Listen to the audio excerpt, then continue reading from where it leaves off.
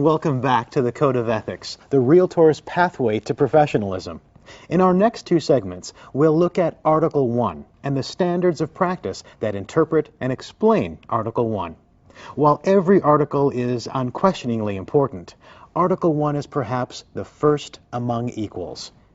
Real estate professionals provide differing levels and types of service and act in different representational roles.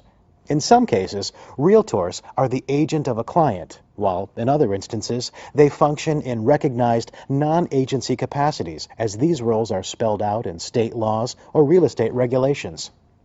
The relationship between realtor and client is important in determining what obligations Article 1 imposes on the realtor. For instance, when a realtor represents a buyer, seller, landlord, or tenant as an agent, Article 1 requires the realtor to protect and to promote that client's interests. This requires realtors to subordinate, that means to put behind, their own interests while protecting and promoting the interests of their client. In other words, the agent's interests come second. The client's interest must always come first. In other cases, though, realtors represent their clients in specifically defined non-agency roles. In some states, brokers acting in non-agency capacities are referred to as transaction brokers or facilitators. In your state, another name may be used. In those cases, Article 1 does not constructively impose the duties of an agent on realtors who elect to operate as facilitators or transaction brokers. Does this mean non-agent representatives owe their clients no duties under Article 1? They do, but the duty they owe their client is honesty. What about the other parties to a transaction? Perhaps a buyer who is represented by a different real estate professional or someone who doesn't have a representative. These individuals are typically referred to as customers. They have no contractual relationship with the realtor. What duties does the realtor owe them? The answer is simple, but important. In all cases, customers are owed the duty of honesty. A discussion of honesty can sometimes include the topic of fairness. Does the code require realtors to be fair to everyone? Fairness is, without a doubt, a worthy if somewhat elusive concept. It's also, as you'll likely agree, difficult, if not impossible, to define, quantify, explain, or apply fairness in the context of the complex and sometimes adversarial real estate transactions we frequently find ourselves involved in. To be enforceable, the duties the code imposes must be objective and must be readily understood the same way by every realtor and, just as importantly, by the clients and customers we serve. For that reason, the code does not obligate realtors to be fair, but instead imposes a higher, stricter standard, the standard of honesty.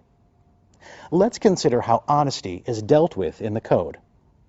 Let's go back to Article 1 itself, which tells realtors they must treat all parties, clients and customers alike, honestly.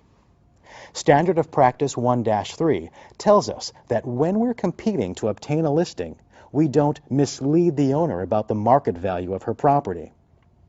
Standard of Practice 1-4 tells realtors seeking to enter into a buyer or tenant representative relationship that they can't mislead potential buyer clients about savings or other benefits they might gain by using the realtor's services. Let's talk about consumer protection and honesty in the context of negotiations. Standard of Practice 1-6 tells us we must submit offers and counteroffers to our clients objectively and as quickly as possible. This is critical since listing brokers or licensees in their listing firm can be competing with cooperating brokers to find the buyer for their listing. There can be a temptation at times to present an in-house offer while sitting on, even for just a little while, an offer written by a different firm. Or to present your offer in, say, a better or more favorable light than offers procured by other brokers. To delay in presenting an offer, or to present one offer in a better light than another, would fail to meet our clear obligation to promote our client's interests and would violate the spirit and the letter of Article 1. Not only does Article 1, as it's interpreted by Standard of Practice 1-6, require that offers and counteroffers be presented objectively and on a timely basis, Article 1 also requires realtors to continue to submit offers and counteroffers to the seller even after the seller has already accepted an offer. The only exception to this general rule is where the seller waives their right to receive other offers after an offer has been accepted. When representing a buyer, realtors share offers and counteroffers with buyer clients until an offer has been accepted.